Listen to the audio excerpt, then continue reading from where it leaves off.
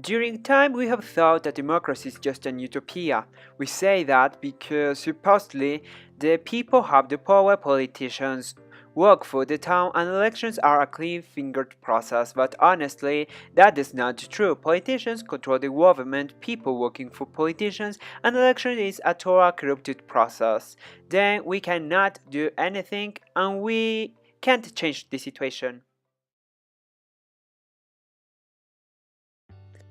But wait a minute. According to the Greek culture, democracy should be the most equitable system. Throughout an assembly with people that determined the future of the nation, until the situation became difficult and they changed the popular democracy for a representative democracy. Even in that area, participation was very important for the good development of the country. And that is what we need to do, to participate a little bit more.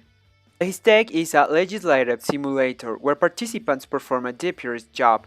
They legislate for the common benefit and for the good development of the country. It is a tiring job because each law requires to think a lot. To think about the people you can benefit or damage, and every law has an ethical dilemma. For example, the reformation of the law that allows naturalized Mexicans being bought, well, the sovereignty of a country is an argument against the right of non-discrimination. I'll make an emphasis in that case because in our constitution there is one incongruence. Well, the second article supports the non-discrimination right. Article number 30 classifies Mexicans as born Mexicans and naturalized Mexicans. Those last do not have the rights as those who were born in Mexico. Instead of that, their political rights are limited. They cannot be deputies, chairman, presidents, and they cannot have high positions. In the other hand, we have to remember that in the Second World War period, many foreigners came to Mexico as spies, and in order to preserve the sovereignty, the government took some measures and limited foreigners' power. The government thought that naturalized Mexicans could legislate for their country's benefits and not for the nationals' ones. Nowadays, that argument is not valid anymore because migration and movement is a constant reality, more than in the past. Also, we have to consider that those who obtain the nationality are willing to love our country, and there are politicians that even being Mexican by birth, they do not look after for the common benefits.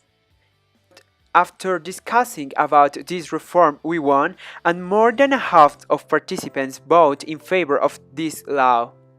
So that is how our citizenship responsibility takes place, and we exercise the right of doing something to improve our situation. It is important to say that many laws have risen from this simulator. Well, some deputies based their legislative initiatives from those made along Legistec.